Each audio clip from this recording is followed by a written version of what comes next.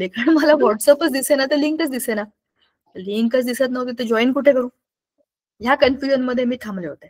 पण एनिवेज, कसे आहात तुम्ही सगळे? कशी झाली तुमची दिवाळीची सुट्टी? काय काय केलं तुम्ही जरा सांगा बरं मला. खूप मस्त गेली. खूप मस्त गेली. काय काय गेली. खूप मस्त काय नवं केलं? काय केलं नवीन? जसं एन्जॉय म्हणजे मी कंदील पण बनवलं होतं. घरी कंदील बनवलं?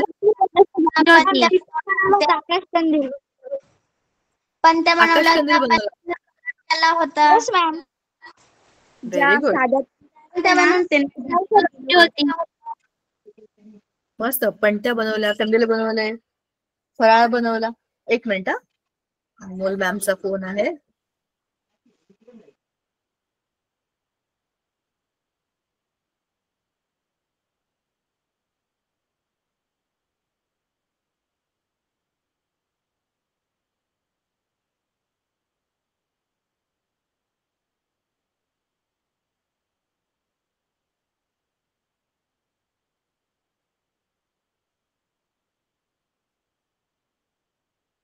ऑल राईट, ठीक आहे. सी किती काळजी आहे की मी का नाही आले म्हणून सगळे बिचारे मला फोन करतायत. तर आता जॉईन झालोय आपण, आता आपल्या आपल्या कामाला लागूया.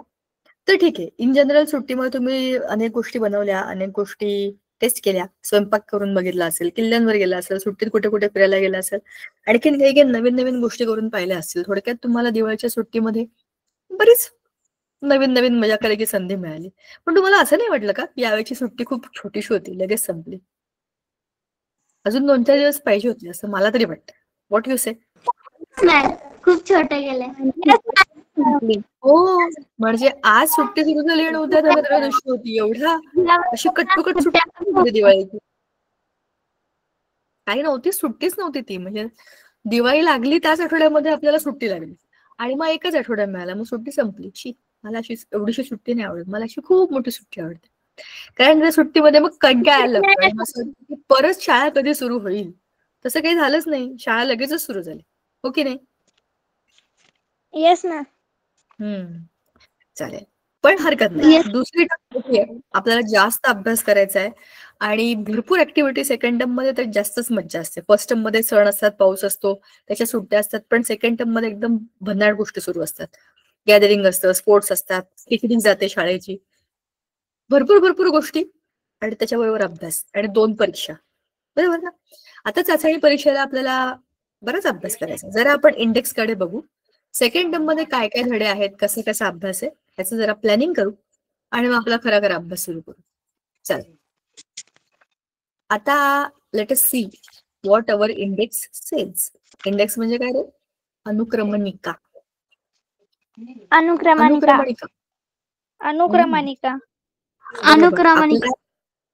येस.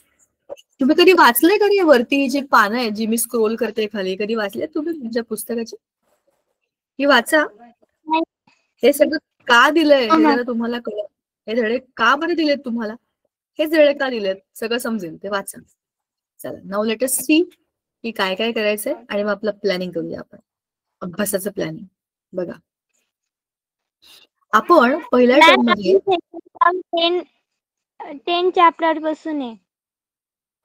करेक्ट, 9व्या धड्यापर्यंत आपलं ऑलरेडी काम झालेलं आहे. पहिल्या टर्मचं काम आपलं झालं, अर्ध वर्ष संपलं पण कळलं सुद्धा नाही आपल्याला.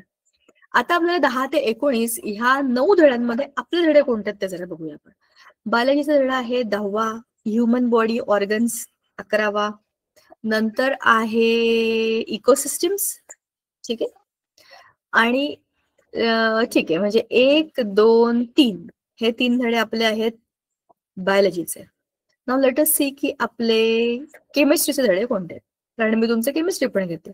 Introduction to acid base, chemical change and chemical bond, नंतर आहे मॅनमेड मटेरियल्स, असे 3 धडे. म्हणजे 3 बायो आणि 3 केमिस्ट्री, एकूण 6 धड्यांचा अभ्यास करायचा. डोंट वरी, धडे छोटे छोटेच आहेत, फार मोठे नाही आहेत. आता मज्जा अशी आहे, पूर्ण टर्म म्हणजे तुम्ही आता बघा मार्च पर्यंत ना, नोव्हेंबर तर सुरू झाला, नोव्हेंबर, डिसेंबर, जानेवारी, फेब्रुवारी, मार्च, 5 धडे, 2 परीक्षा. तर मला वाटतं नोव्हेंबर, डिसेंबरच्या आसपास किंवा डिसेंबरच्या शेवटी किंवा जानेवारीच्या सुरुवातीला तुमची युनिट टेस्ट असेल, बरोबर ना? तर त्या युनिट टेस्टच्या वेळेला तुम्हाला बायोचा हा धडा नक्की असेल, human body and organ system पण नक्की असेल, इंट्रोडक्शन टू ऍसिड बेस असेल आणि chemical changes and chemical bond पर्यंत असेल. पुढचं फिजिक्स आहे ते पण तुम्हाला असेल, पण ते तुम्हाला बरोबर तुमचे टीचर सांगतील. आता ह्या 4 धड्यांना आपण टार्गेट करूया, कारण उरलेले हे 2 जे आहेत ते आपल्याला आणखीन पुढच्या परीक्षेला येतील, बरोबर की नाही? आपण बरोबर चाललोय की नाही? विचार करते मी की आपण असं केलं तर आपल्याला जास्त फायदा होईल परीक्षेला, हो की नाही? तर सेल अँड सेल ऑर्गनेल्स हा जो धडा आहे तो आपण आज सुरू करूया. इंटरेस्टिंग धडा आहे. त्याच्याला तुम्ही जरा मला सांगा जरा, what is cell? What do you mean by cell? Cells are the smallest unit of our body. Is it the smallest unit of all the living organisms? Yes. So you can think of any animal, any plant, any living thing around you. The smallest unit of that particular living thing is the cell. मग आता मला सांगा, हे जे cells असतात, cells किती टाईपचे असतात? I will stop sharing and then we will talk. Then we will open the book. आता जरा मला सांगा, काय जरा तुम्हाला सेल म्हणलं की काय वाटतं, काय आठवतं, काय समजतं, सांगा.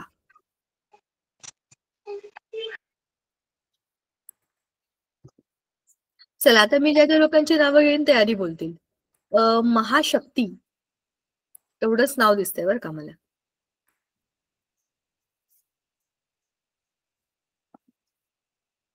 महाशक्ती जाधव किंवा हर्षदा अहिरे, थोडी अनम्यूट करून बोलू शकता. अनुष्का गोरे, प्रश्न समजलाय का? सेल असं म्हटलं की तुमच्या डोळ्यासमोर काय येतं, हा प्रश्न. बॉडी मधले मायक्रोब्स. बॉडी मधले ज्यामुळे आपली ही बॉडी काम करू शकते म्हणजे सेल. आपली बॉडी जे काम करू आपल्या सेल म्हणजे सेलवर आहे. आपल्या हाताला काही म्हणजे काही चावलं किंवा काही चटका बसला की आपल्या ब्रेन पर्यंत हे सेलच काम करू शकतात. म्हणजे आपल्याला सेल बरोबर बरोबर. तुम्ही जे म्हणताय ते तुम्हाला जे माहिती आहे सेल बद्दल, तुम्ही जे अनुभवलंय, जे तुम्हाला जाणवलं ते तुम्ही सांगताय, बरोबर आहे. आपल्या हाताला चटका बसला की आपला हात मागे जातो, कारण की आपल्या हाताच्या बोटांमध्ये सेल्स आहेत. सेल्स म्हणजे सेल, CELL, सेल. हे बॅटरीचे सेल नाही आहेत. आणि सेल म्हणजे सेलफोनवाले पण सेल नाही आहेत. हे सेल म्हणजे ते सेल आहेत जे लिव्हिंग सेल्स आहेत, ज्याला आपण सेल्युलर स्ट्रक्चर म्हणतो, त्यातले सेल आहेत, बरोबर. आपल्या बोटामध्ये, आपल्या स्किनवर, केसांच्या मुळाशी, डोळ्यांमध्ये, हृदयामध्ये, तुमच्या किडनीज मध्ये, तुमच्या ब्रेन मध्ये, सगळीकडे वेगवेगळ्या प्रकारचे सेल आहेत. तुम्ही जे म्हणालात ते बरोबर आहे. बोटाला चटका लागला की हात मागे जातो, कारण की त्याचं जे जबाबदारी आहे ती ज्या पद्धतीच्या सेल्सची आहे ती आहे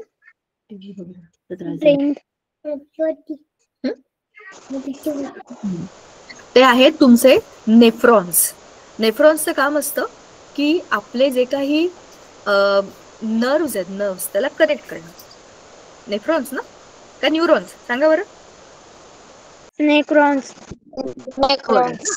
बरं, आता मी तुम्हाला कन्फ्यूज केलंय. टेन्शन घेऊ नका. आणि ऍक्च्युली खरं तर टेन्शन घ्या, कारण नेफ्रॉन्स आणि न्यूरॉन्स हे 2 वेगवेगळे शब्द आहेत. आणि एक आहे किडनीला रिलेटेड आणि एक आहे ब्रेनला रिलेटेड. लिहून ठेवा आणि मला सांगा. प्रीती पवार, बोला. नाही, असंच केलं. ओके. नेफ्रॉन आणि न्यूरॉन्स हे आपल्या ब्रेन रिलेटेड, म्हणजे न्यूरल सिस्टीम जे असते ना, आपले नर्वस सिस्टीम, त्याला जे कनेक्टेड असतात ते न्यूरॉन्स असतात. नेफ्रॉन्स किडनीचा भाग आहे.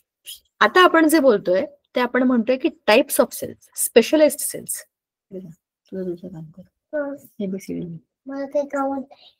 आता आपल्याला हा विचार करायचा आहे की आपल्या प्रत्येक अवयवामध्ये काय जे स्पेशल सेल्स आहेत ते कोणते आहेत.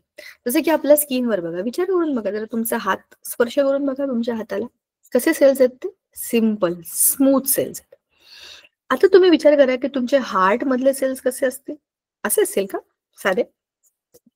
तुमच्या ब्रेनचे सेल्स असे असतील जसे आपल्या हाताचे? आहे ना, ते स्पेशलाइज्ड सेल आहेत. म्हणजे काय, ते स्पेशल कामासाठी बनलेले सेल आहेत. ह्या सेलला मॉडिफाय केलं की जे स्पेशल सेल बनतील ते तुम्ही मला सांगताय. पण सेल म्हटलं की तुमच्या डोळ्यासमोर जे आलं ते तुम्ही मला सांगितलं. सेल म्हटलं की माझ्या डोळ्यासमोर काय आहे ते मी सांगू का तुम्हाला? मला असं वाटतं की सेल म्हणजे कसा इंडिव्हिज्युअल आहे, कसा स्वतंत्र एक कोणतरी विशिष्ट एक असा लाईफ असलेला पार्ट आहे, ज्याला सगळं आहे.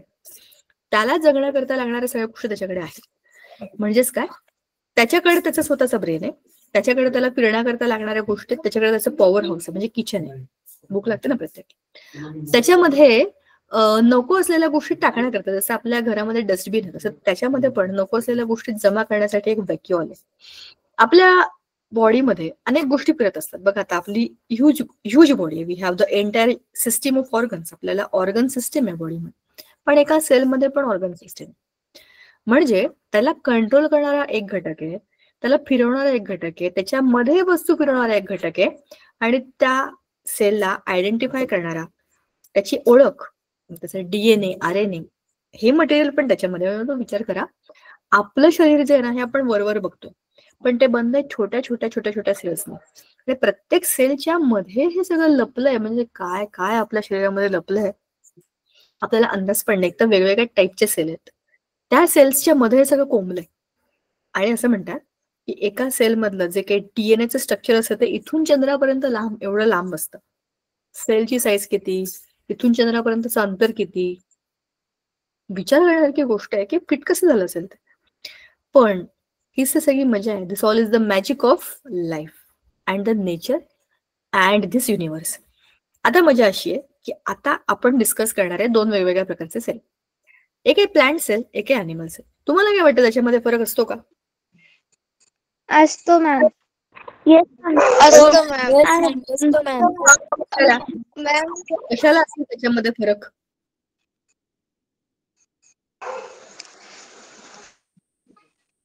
मला तर काही आपण गरज आपल्या घरी तो ओरडू शकत नाही. काही काही काही लोकांना खरंच बोलता येत नाही, त्यांनाही ओरडता येत नाही, काही बोलता येत नाही. मग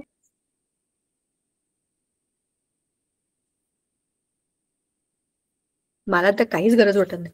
काहीही गरज नाही की प्लांट्स मध्ये काही वेगळे वेगळे सेल्स असावे. जसे आपण तसेच ते पण लिव्हिंग थिंग आहेत, आपण पण लिव्हिंग थिंग आहोत. सेम टू सेम सेल पाहिजे. वेगळे का पाहिजे? आणि काय वेगळं पाहिजे?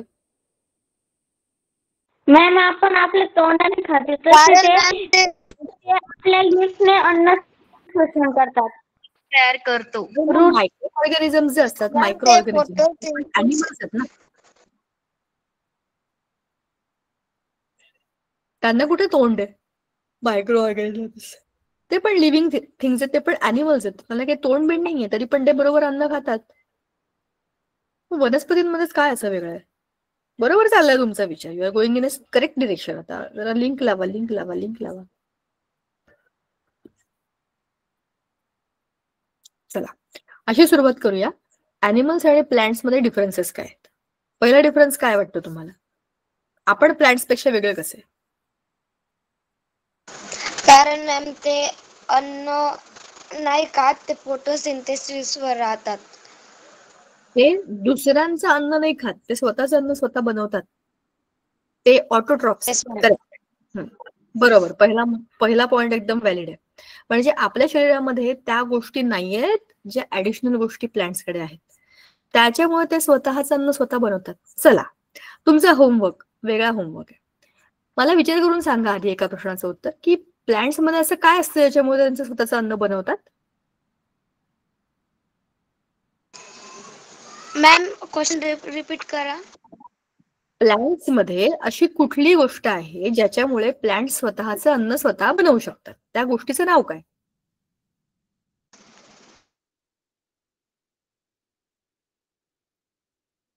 क्लोरोफिल.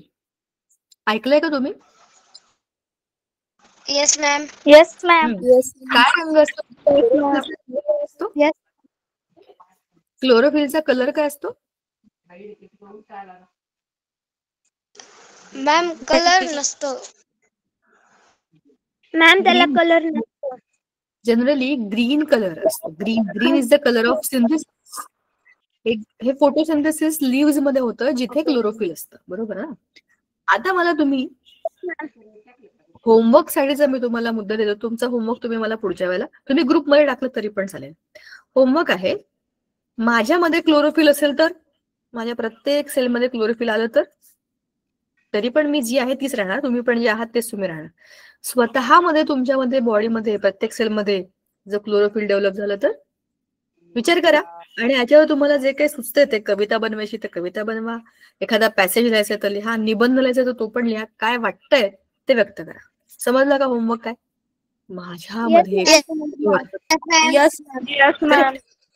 पहिला मुद्दा तुम्ही सांगितला, प्लांट्स कडे क्लोरोफिल आहे, आपल्याकडे ते नाही. दुसरं काय आहे बरं स्पेशल आपल्यामध्ये आणि त्यांच्यामध्ये, काय फरक आहे? मॅम प्लांट कडे का ऍनिमल कडे? दोघांमध्ये फरक काय आहे तुम्हालाच सांगायचंय. कोणाकडे आहे कोणाकडे नाहीये असं काहीतरी असेलच ना.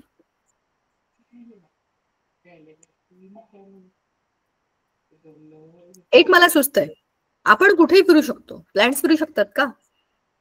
नाही. नाही.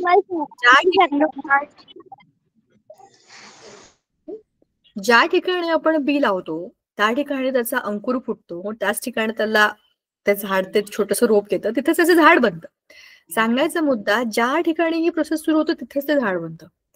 म्हणजे त्या झाडाला इकडून तिकडे फिरायला जा, फिरून या, झोपायला दुसरीकडे असं काही करता येत नाही. ज्या ठिकाणी असतं ते त्याच ठिकाणी ते राहतं, ज्या ठिकाणी रुजतं त्याच ठिकाणी मरतं. खरं सांगायचं तर त्याची पूर्ण लाईफ सायकल त्याच ठिकाणी असते. आपलं तसं नाही, आपण कुठे फिरू शकतो. मग आता विचार करण्याचा मुद्दा असा, ह्या दोन गोष्टींचा विचार केला तरीही तुम्ही सांगू शकता की त्यांच्या आणि आपल्यामध्ये सेलच्या स्ट्रक्चरमध्ये फरक का असेल. सगळ्यात पहिली गोष्ट तर, प्लांट्सनं स्वतःचं अन्न स्वतः बनवायचे, म्हणजे अशा गोष्टी पाहिजे ज्याच्यामुळे अन्न बनतं, जे त्यांच्याकडे ऑलरेडी आहेत, जे क्लोरोफिल आहे ते, बरोबर. दुसरी महत्वाची गोष्ट, प्लांट्स एकाच ठिकाणी आहेत, त्यांना स्वतःचं संरक्षण करण्याकरता कुठेही जाता येणार नाही. स्वतःचं संरक्षण करण्याकरता जे काही सेल त्यांच्या बॉडीमध्ये आहेत ते स्ट्रॉंग पाहिजे. आपलं घर आणि त्याची सुरक्षा ही मेंटेन करायची असेल तर तुम्ही घराच्या आजूबाजूला काय लावाल? झाडे.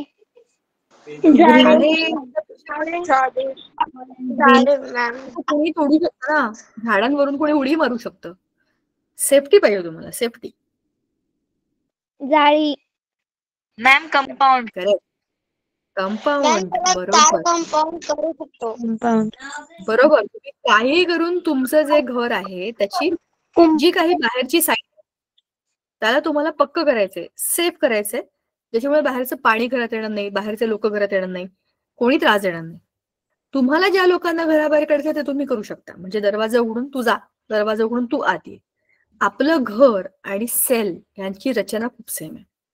कसं बघा, आपल्या घरामध्ये किचन असतं, प्लांट सेलमध्ये मायटोकॉन्ड्रिया क्लोरोफिल असतं. आपल्या घरामध्ये एक मोठा एक काय बरं म्हणतो आपण सेंट्रल पार्ट असतो, याच्यामध्ये सगळे डिसिजन्स होतात.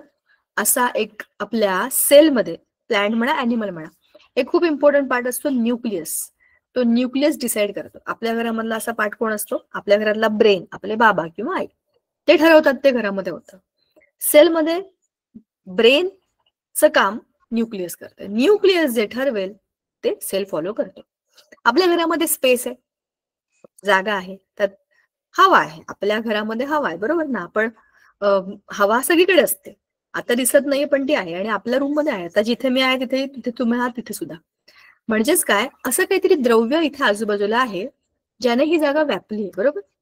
तसंच सेलमध्ये सुद्धा एक द्रव्य आहे ज्याने ती जागा व्यापली आहे. आता विचार करा, त्याच्यामध्ये खूप सारे छोटे छोटे छोटे छोटे भाग आहेत. एका सेलमध्ये सेल ऑर्गनल्स आहेत, ते एकमेकांना अटॅच राहिले पाहिजे, ते एकत्र राहिले पाहिजे, कारण ते एका सेलचा भाग आहे. त्याच्याकरता एक कनेक्टिंग पार्ट लागतो जो असतो सायटोप्लाझम. सायटोप्लाझम म्हणजे एक असं लिक्विड आहे त्याच्यामध्ये सगळे आपापल्या ठिकाणी बसलेत, तरंगतायत. एका छोट्याशा स्विमिंग पूलमध्ये कसे काही ते तरंगणाऱ्या ट्यूब असतात, काही बादल्या असतात, काही लोक असतात, काही असतं तरंगणारं. सगळं एकत्र एका स्विमिंग पूलमध्ये का असतं? कारण त्या सगळ्यांना कनेक्ट करणारं पाणी तिकडे आहे, बरोबर. आता आपला जो सेल आहे तो एक लिव्हिंग छोटासा क्रिचर आहे. प्रत्येक सेलमध्ये हे सगळं आहे, कारण त्याची स्वतःची ती स्पेस आहे आणि त्याच्यामध्ये ते लिक्विड त्या सगळ्यांना कनेक्ट करतं, बांधून ठेवतं, बरोबर. दुसरं महत्वाचं, आता आपल्या घरामध्ये या रूम मधून त्या रूम मध्ये, त्या रूम मधून त्या रूम मध्ये रस्ता आहे, कनेक्टिंग रस्ता, बरोबर. तसंच आपल्या सेलमध्ये न्यूक्लियस पासून ते सेल वॉल पर्यंत जायला आणि सेल वॉल पासून न्यूक्लियस कडे यायला काही काही रस्ते बनवलेले आहेत. त्यांचं नाव आहे एंडोप्लाझ्मिक रेटिक्युलम, ER. असे असे असे असे असे रस्ते आहेत. ते चेक करतात ते कोण गेलंय, कोण आलंय, कुठे टाकायचंय, परत पाठवायचंय का, ह्या सगळ्याचं सिस्टीम आहे. सेफ्टी. नंतर आपल्या घरामध्ये जसं लाईटाचा एक असा मेन स्विच असतो ना, पॉवर हाऊस आपल्या घराचा, तो एखाद्या सेल मधला पॉवर हाऊस आहे मायटोकॉन्ड्रिया. मायटोकॉन्ड्रियामध्ये एनर्जी बनते जी प्रत्येक सेल वापरतो. आता आपण जे बोललो ना रफली, ते सगळ्या मेजर अशा ऑर्गॅनिल्स बद्दल बोललोय. आपल्या घरामध्ये खूप महत्वाची गोष्ट आहे जिला आपण खूप दुर्लक्ष करतो, पण त्याच्यामुळे आपलं घर स्वच्छ राहतं, ती कोणती आहे सांगा बरं. टीचर, विचार करा. कचरा जमवण्याची वस्तू म्हणजे डस्टबिन, बरोबर. डस्टबिन ही एक अशी बादली असते, रिकामी बादली, ज्याच्यामध्ये आपण कचरा भरून ठेवतो आणि तो सगळा कचरा घरातला एका ठिकाणी जमा झालेला आहे, म्हणजे घर स्वच्छ आहे. एकाच ठिकाणी जे जमा झाले ते आपण क्लीन करू शकतो, फेकू शकतो, बरोबर. असंच प्रत्येक सेलमध्ये व्हॅक्युऑल नावाचा एक पोकळी असते, त्याच्यामध्ये नको असलेल्या सगळ्या गोष्टी झाड जमा करतात, किंवा प्राण्यातला कुठलाही अॅनिमलचा म्हणा, प्लांटचा म्हणा, व्हॅक्युअल मध्ये त्याच्यातला कचरा, नको असलेले पदार्थ जमा करतात आणि ते बाहेर टाकण्याकरता मदत करतात. अशा पद्धतीने जसं आपलं घर सेम तसाच आपला असेल. आता जरा पुस्तकात जाऊया आपण. मला आज पीपीटी तुम्हाला दाखवता येणार नाही कारण माझं व्हॉट्सअपच लागत नाहीये. So PPT we will see next time. We will directly go to the text book. Now cell and cell organelles is the lesson. The structure of the cell is the homework for you. You have to complete this. आपण भरपूर गोष्टी बोललोय आता. त्याच्यातल्या ज्या major गोष्टी आहेत त्या आपण बघूया. न्यूक्लियस आहे, त्याच्यानंतर मायटोकॉन्ड्रिया आहे, एंडोप्लाझ्मिक रेटिक्युलम आहे, इकडे क्लोरोफिल आहे. Where is the chlorophyll? हे हे हे व्हॅक्युअल आहे. म्हणजेच काय, जे काही जनरल स्ट्रक्चर्स आहेत ते आपण आता बोललो. आता major difference is this. Cell wall. Animal सेलला सेल वॉल आहे का? नाही. It is just a thin layer. But plants have a thick layer to help or to protect the cell very well. ठीक आहे. आता हे तुम्हाला, हे सगळ्यांची नावं तुम्हाला भरायची, तुम्ही मला पुढच्या वेळेला सांगायचंय. हे मी तुम्हाला आता नाही सांगणार, कारण की तुम्ही शोधा आणि तुम्हाला काय त्यातलं काही नवीन कळलंय का ते मला पण सांगा. ठीक आहे. आता आपण बघूया एक एक गोष्ट ह्यातली डिटेलमध्ये. सगळ्यात पहिल्यांदा, अच्छा, कारण तुम्ही जर वरचं भरलात ना तुम्हाला हे पण आपोआप समजेल. कंपोनंट ॲनिमल सेलमध्ये आणि प्लांट सेलमध्ये काय आहे, काय प्रेझेंट आहे, काय ऍबसेंट आहे, हे तुम्हाला आपोआप समजेल. जसं की व्हॅक्युअल दोन्हीकडे, गोल्गी कॉम्प्लेक्स दोन्हीकडे, मायटोकॉन्ड्रिया दोन्हीकडे. पण जसं की आता प्रेझेंट आणि ऍबसेंट, ॲनिमल सेलमध्ये प्रेझेंट आहे आणि प्लांट सेलमध्ये ऍबसेंट आहे, अशी कुठली गोष्ट असेल? सेल वॉल ॲनिमल मध्ये ऍबसेंट आहे पण प्लांट मध्ये प्रेझेंट आहे. क्लोरोफिल हे तुम्ही टाका, याच्यामध्ये नाही, प्लांट मध्ये आहे पण ॲनिमल मध्ये नाही. अशा बऱ्याचशा गोष्टी आहेत ज्या तुम्हाला चेक करता येतील. ठीक आहे. Now components of the cell. We will go directly to this part of the lesson now. Components of the cell. The very first is cell wall. जसं आपल्या घराला भिंती आहेत की नाही, same exact role is of the cell wall in to the cell. Cell, it is found around the cell of algae, fungi, plants, etc. Cell wall is majorly in all those living organisms which are delicate or which cannot move from one place to other, like plants. Algae आणि fungi पण primitive आहेत, ते काही खूप developed stage मध्ये नाही आहेत, बरोबर. मग त्यांच्या बॉडीला प्रोटेक्ट करण्याकरता they need to have some kind of rigid structure which is there in the cell wall. Animal cells lack cell wall. Animals don't need it. Animals can move from one place to other. They can protect their own life. Singular, एका single सेलचा आपण example घेऊया, may be amoeba.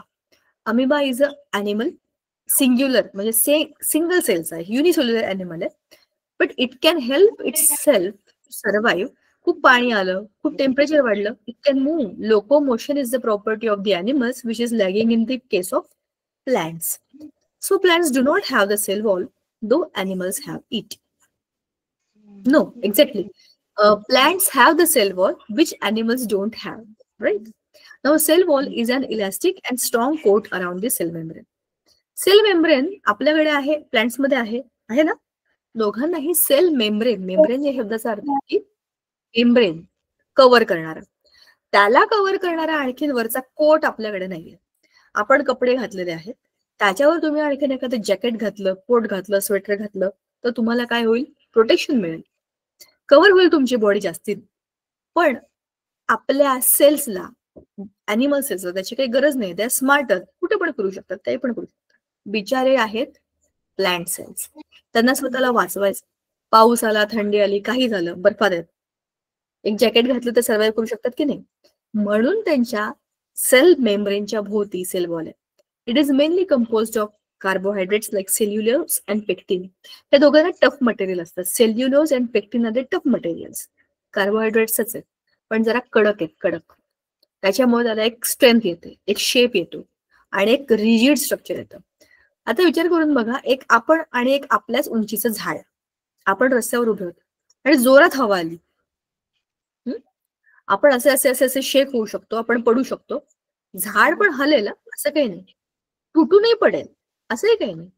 पण त्याचं जे काही rigid structure आहे त्याला कोणाचा आधार नाहीये, त्याच्या आजूबाजूला कोण नाहीये. त्याला वाचवायचं, त्याला स्वतःलाच काहीतरी धडपड करावी लागेल. खूप जोरात हवा आल्यानंतर जेव्हा झाडं तुटून पडतात तर विचार करा किती स्पीड असेल त्या हवेचा. म्हणजेच त्या प्रत्येक सेलला प्रोटेक्ट करणारा एक कोट प्रत्येकाने घातलाय. अशी सगळ्यात त्यांची कॉलनीच्या कॉलनी उभी आहे आणि एवढ्या जोरात हवा आली की ते सरसकट तुटलं. म्हणजे याचा अर्थ असा आहे की सेल वॉल हे प्रोटेक्टिंग मटेरियल आहे, बरोबर. आणि ते कडक सबस्टन्स पासून बनलेलं असतं. केव्हाही बघा ना, स्वेटर जरा जास्त कडक असतात की नाही रेग्युलर शर्ट पेक्षा, तसंच आहे. Afterwards polymers like lignin, suberin, cutin are added in the cell wall as per the need. गरज असेल तर हे पॉलिमर्स म्हणजे काय असतात? तुम्हाला मणी माहित आहेत का? बघा माझ्या गळ्यामध्ये पण आहेत मणी, मणी मणी आहेत काळे, आणि त्याची एक मोठी माळ झाली. एक एक एक एक मणी जर बघितला ना त्याला मोनोमर म्हणतात. मोनोमर म्हणजे एक युनिट. असं एक एक युनिट जेव्हा आपण असं माळत माळत माळत जातो तर अख्खीची अख्खी जेव्हा चेन बनते त्याला म्हणतात पॉलिमर. मोत्यांची माळ हे त्याचं बेस्ट एक्झाम्पल आहे. एक मोती, दुसरा मोती, तिसरा मोती, एक एक एक मोती असं लांबच्या लांब जेव्हा आपण विणतो किंवा माळतो त्याला आपण म्हणतो पॉलिमर. आणि एक मोती म्हणजे मोनोमर. आता पॉलिमर लाईक लिग्निन, स्युबेरिन आणि क्युटीन हे जरा मोठे मॉलिक्युल्स आहेत. सेल्युलोज कार्बोहायड्रेट्स असतात ना ते सिंपल मॉलिक्युल्स असतात, त्यात खूप कॉम्प्लेक्सिटी नसते. पण पॉलिमर्स लांब, वाकडे तिकडे, 3 डायमेन्शन असे मोठे मॉलिक्युल्स असतात. ते येऊ शकतात मदतीला, प्लांटच्या मदतीला ते येऊ शकतात त्याचं स्ट्रक्चर बिल्ड करायला. कोणाचा माईक ऑन आहे बरं? माझ्याशी काही बोलायचं नसेल तो बंद करा. आणि असंही काही बोलायचं नाहीच, आता ऐकायचं. Functions of cell wall are to support and protect the cell by preventing entry of excess water in the cell. आपण आताच बोललो एखाद्या सेलमध्ये पाण्याची एंट्री होऊ नये, बरोबर ना? कॉमन सेन्सची गोष्ट आहे. झाडं जिकडे उभी आहेत त्याच्या खाली पाणी आहे, मुळांना पाणी घ्यायचं. पण आजूबाजूला पाऊस असतो, काही झाडं चिखलात असतात, काही झाडं तर दलदलीत असतात. मग त्या झाडांना काय करायला पाहिजे? स्वतःला वाचवण्याकरता पक्क रेनकोट घाला, त्याच्यावर स्वेटर घाला. येऊ द्या ना पाऊस आला तर काय, आपण ते भिजणार नाही. हे स्मार्ट वर्क ऑलरेडी सेल वॉल्सने केलं जातं.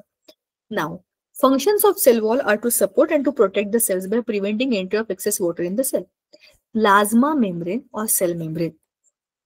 This is the second component of the cell. Second, cell organelle. Organelle या शब्दाचा अर्थ आहे ऑर्गनचा छोटा भाऊ. आपल्या बॉडीमध्ये ऑर्गन्स आहेत कारण आपली बॉडी आहे अख्खी, पण एका छोट्याशा सेलमध्ये असतात सेल ऑर्गनल्स. हे काय झालं रे, हँग झालं का? आला.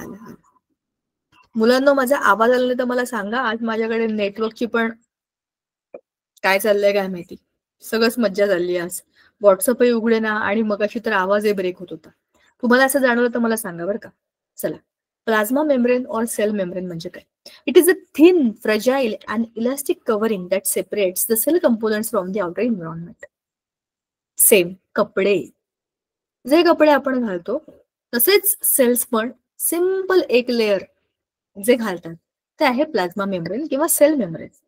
सेल के मध्येच सेल के अंदर ठूस ठूस के बहुत कुछ भरा हुआ है, उसको बाहर नहीं जाना चाहिए, सेल के अंदर ही उसको रहना है, तर त्याला तुम्ही काय म्हणाल? Cell membrane.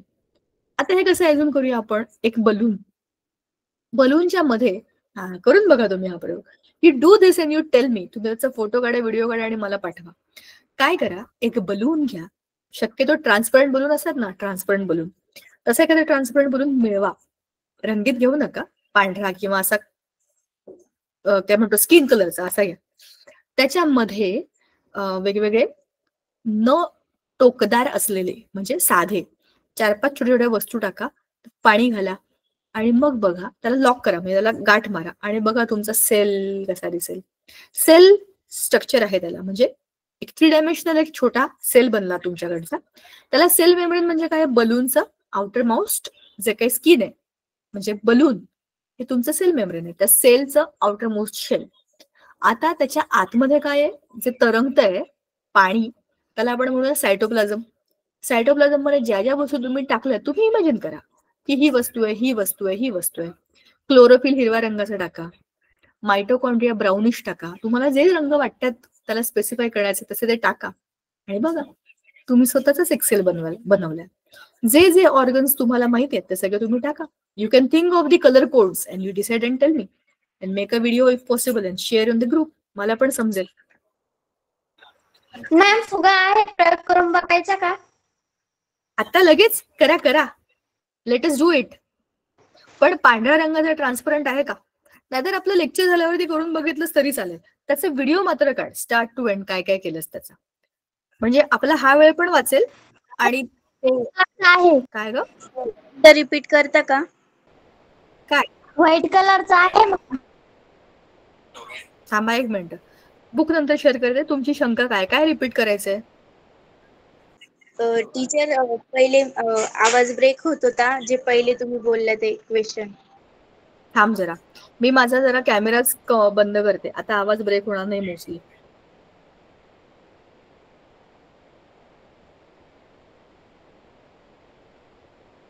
बरं ऐका, आता नीट शांतपणाने ऐका. मी तुम्हाला म्हणलं तुम्ही स्वतःचा एक सेल बनवू शकता. Cell, the structure of cell study करण्याकरता छोटासा बलून असतो की नाही, असा हलका फुलका बलून जो ट्रान्सपरंट असतो, ज्याच्यातून तुम्हाला आरपार दिसू शकतं, अशा याच्यामध्ये तुम्ही असं एखादं कलरिंग लिक्विड टाकू शकता किंवा पाणी टाकू शकता, ते तुमचं सायटोप्लाझम होईल. त्याच्यामध्ये तुम्ही तुमच्या बलूनचं माउथ ओपन करून काही काही वस्तू टाकू शकता. ग्रीन कलरचं क्लोरोफिल, ब्राऊन कलरचा मायटोकॉन्ड्रिया, असं एंडोप्लाझमिक रेटिक्युलम, न्यूक्लियससाठी एखादा छोटा बॉल, गोटी, काही टाकू शकता. You know the organelles, right? Just put them inside the balloon and just tight the balloon. त्याचं माउथ टाय करून टाका, बांधून टाका आणि मग बघा तुमचा सेल त्याच्यामध्ये काय काय येते. सायटोप्लाझम आहे, न्यूक्लियस आहे आणि सगळं असंच तरंगत असतं त्याच्यामध्ये, हो की नाही? तोच तर आपला मुद्दा आहे. कळलं का? हेच सांगितलं मी. हे तुम्ही करून बघा आणि तुम्ही असं काही केलं ना, त्याचे व्हिडिओ ग्रुपवर शेअर करा. Yes ma'am. Yes ma'am. आता करेक्ट. आता आपण स्ट्रक्चर ऑफ प्लाझ्मा मेम्ब्रेन. आता प्लाझ्मा मेम्ब्रेन म्हणजे कोणता असतो? आपण जसं बोललो, आपण जसे अंगावर कपडे घालतो का कपडे घालतो सांगा बरं जरा मला. तुम्ही म्हणाल काय तुम्ही विचारताय कपडे का घालतो? खरे खरे उत्तर द्या, तुमच्या डोक्यात काय आलंय? माझ्यापासून सुरुवात. मी कपडे घालते कारण मला खूप लवकर थंडी वाजते, थंडी वाजू नये म्हणून मी चांगले 2-4 कपडे घालते. तुम्ही? Yes ma'am.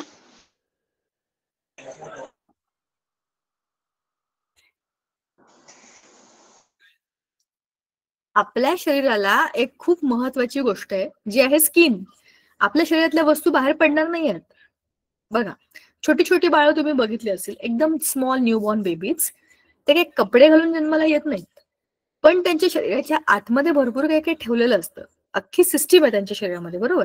ती बाहेर पडते का कुठे? नाही, कारण त्यांच्या शरीराला कव्हर करणारा स्किन नावाचा एक ऑर्गन आहे, बरोबर? म्हणजेच काय, ती स्किन काय करते, बाहेरच्या वस्तूंना शरीरामध्ये येऊ देत नाही, शरीरातल्या वस्तूंना बाहेर जाऊ देत नाही. पण त्या स्किनचं प्रोटेक्शन करण्यासाठी आपण बुद्धिमान मनुष्य कपडे घालतो. जगातले कुठलेच प्राणी तुम्हाला कपडे घातलेले दिसलेत का तुम्हाला? नॅचरल कपडे घालून फिरताना कुत्रे, मांजरी ह्यांना आपण कपडे घालतो, पण कुठलाच प्राणी स्वतःहून कपडे घालून फिरत नाही, कारण निसर्गाने त्यांना काहीतरी प्रोटेक्शन दिलेलं असतं. उदाहरणार्थ तुम्ही बघा, जिकडे बर्फ आहे तिथल्या सगळ्या प्राण्यांच्या शरीरावरती खूप केस आहेत, दाट केस आहेत, त्यांना वेगळे कपडे घालायची काय गरज आहे? कळलं का तुम्हाला? म्हणजे हे जे आहे नॅचरल प्रोटेक्शन असतं. आता आपण जे बोलतोय ते आपण बोलतोय प्लाझ्मा मेम्ब्रेन बद्दल. प्रत्येक सेलला कव्हर करणारं, त्याच्या आतलं मटेरियल बाहेर जाऊ नये म्हणून एक थिन आणि फ्रजाईल इलॅस्टिक मेम्ब्रेन जे आहे त्याला आपण म्हणतो प्लाझ्मा मेम्ब्रेन किंवा सेल मेम्ब्रेन. आता स्ट्रक्चर ऑफ प्लाझ्मा मेम्ब्रेन जरा बघा. आता काय मोठं चित्र काढलंय आणि काय काय नावं दिली आहेत. आपण जरा हे वाचूया आणि मग हे शोधूया. Structure of plasma membrane. Protein molecules are embedded in 2 layers of phospholipids. Protein molecules are embedded in 2 layers of phospholipids. खाली पण काहीतरी स्ट्रक्चर आहे बरं का. स्ट्रक्चर ऑफ प्लाझ्मा मेम्ब्रेन हे आहे. स्ट्रक्चर ऑफ सेल वॉल, हे सेल वॉल आहे तुमची, सेलची वॉल. हा, आता प्लाझ्मा मेम्ब्रेन बघा काय दिलंय त्यांनी. Protein molecules are embedded in 2 layers of phospholipids. फॉस्फोलिपिडचा हा लेअर आणि हा लेअर, ह्याच्यामध्ये हे कोण लपलेले आहेत? Protein molecules. Plasma membrane is said to be a selectively permeable membrane as it allows some substances to enter the cell while prevents other substances. हा जो प्लाझ्मा मेम्ब्रेन आहे ना, हा काय करतो? सिलेक्टिव्ह, म्हणजे त्याला म्हणतात सिलेक्टिव्ह परमिएबिलिटी. जसं मी तुम्हाला म्हटलं, आपलं घर आहे, त्या घराचा दरवाजा ही एंट्री आणि एक्झिट आहे. आपण ठरवतो ना घरातनं कोण बाहेर जाईल, कोण आत येईल, कधी जाईल. आता घरामध्ये पाणी नाहीये, आपण काय सांगतो? दादा पाणी घेऊन ये. म्हणजे घराच्या बाहेर कोणाला पाठवायचंय आणि कोणत्या कामाकरता पाठवायचंय हे डिसिजन कोण घेतं? घरात घेतलं जातं, बरोबर? तसंच सेलमध्ये कुठल्या गोष्टीची गरज आहे, काय जास्तीचं आहे, काय नकोय, काय फेकायचं, काय घ्यायचं, ह्याचं डिसिजन सेलमध्ये घेतलं जातं. सेलमध्ये सगळी सिस्टीम आहे आणि कोणाला बाहेर पाठवायचं, कोणाला आत घ्यायचं हे करण्याकरता हे जे मेम्ब्रेन ना, प्लाझ्मा मेम्ब्रेन, हे काय आहे? Selectively permeable. हे ठरवतं ह्याला जाऊ द्यायचं, ह्याला नाही जाऊ द्यायचं. समजा सेलच्या आतल्या पाण्याला असं वाटलं मला बाहेर जायचंय, म्हणजे सायटोप्लाझमला असं वाटलं I want to go out of the cell. Will it be okay? No, cell will die. मग plasma membrane will not allow cytoplasm to go out. But in case सेलच्या आतमध्ये एखादा असा पदार्थ बनला जो की थोडासा त्रासदायक आहे, हार्मफुल आहे, तर मग काय करेल? Plasma membrane will push it out. चल जा, सेलमध्ये राहू नका, मला टोचतंय, दुखतंय, त्रास होतोय. जसं आपल्याला दुखतं की नाही, तर सेलला पण दुखतं. तो लिव्हिंग थिंग आहे, विसरू नका. एक छोटा सेल पण एक लिव्हिंग थिंग आहे. त्याला त्या सगळ्या संवेदना आहेत ज्या आपल्याला आहेत, फक्त एकदम मायन्यूट लेवलवरती आहेत.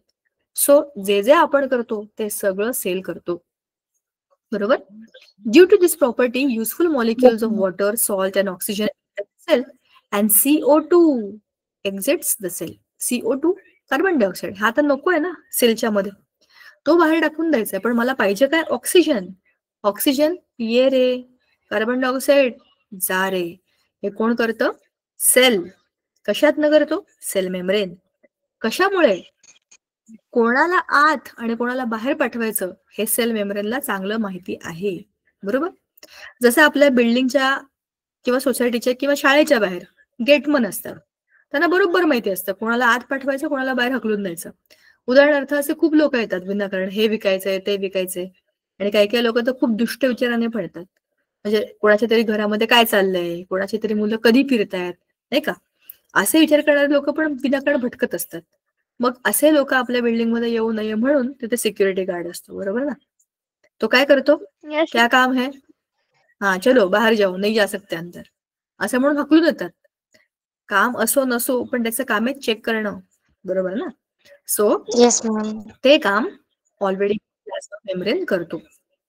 आता if any changes occur outside the cell, The cellular environment does not change due to plasma membrane. This condition is called homeostasis. ही खूप मस्त गोष्ट आहे बघा.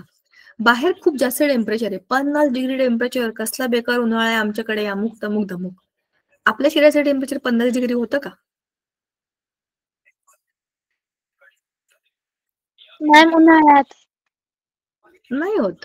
होतं बाहेरचं टेम्परेचर 50 डिग्री असेल तर आपलं पण 50 डिग्री होतं का? No ma'am. No, ma'am. जळून मरून जाऊ आपण. 37-38 डिग्री ठीक आहे. गरम पाणी जरी आपण घेतो शरीरावरती तर ते जास्त उकळलेले पाणी घेऊ शकत नाही आपण, बरोबर. आपल्या बॉडीला टेम्परेचर सहन करण्याची कॅपॅसिटी आहे. बाहेर टेम्परेचर वाढलं म्हणून आपल्या शरीराचं टेम्परेचर वाढत नाही. बाहेर बर्फवृष्टी होते किंवा तुम्ही हिमालयात गेलात फिरायला, 0 डिग्री टेम्परेचर, तुमच्या बॉडीचं टेम्परेचर काय 0 डिग्री होईल का? No ma'am. No ma'am. नाही होणार, कारण हा प्लाझ्मा मेम्ब्रेन तुम्हाला वाचवतो. बाहेर काही होऊ दे ना, बाहेरच्या कुठल्याही चेंजेसचा परिणाम आपल्या आतल्या घटकांवर होऊ देत नाही. त्याला म्हणतात होमिओस्टॅसिस. स्टॅटिस म्हणजे एकाच ठिकाणी असलेलं. होमिओ म्हणजे जे आहे ते फिक्स ठेवायचं. आपलं टेम्परेचर आपण फिक्स ठेवायचं, काय होऊ दे. आपलं प्रेशर आपण फिक्स ठेवायचं, बाहेर काही होऊ दे, बरोबर. बाहेरच्या कंडिशनमुळे आपल्या आतल्या कंडिशन बदलत नाही, कारण आपला प्लाझ्मा मेम्ब्रेन आपल्याला वाचवतो. आता how do substances travel in the cell? आपल्या सेलमधनं सबस्टन्सेस ट्रॅव्हल कसे करतात बघा.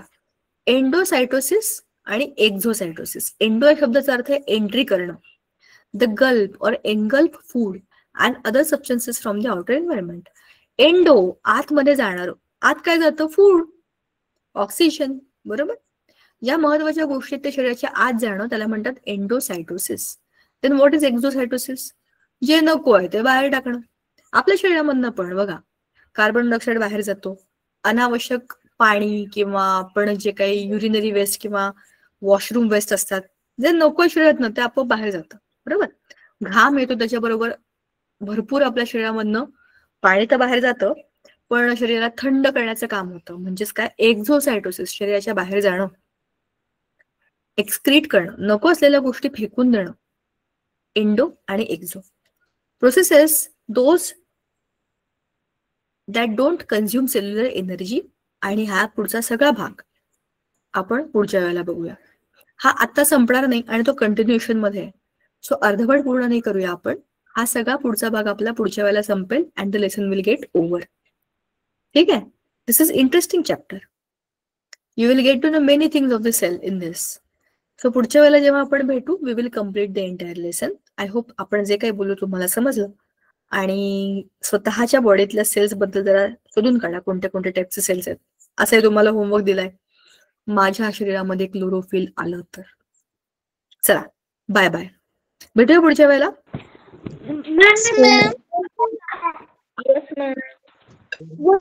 पुढचं लेक्चर आहे ना. Good night.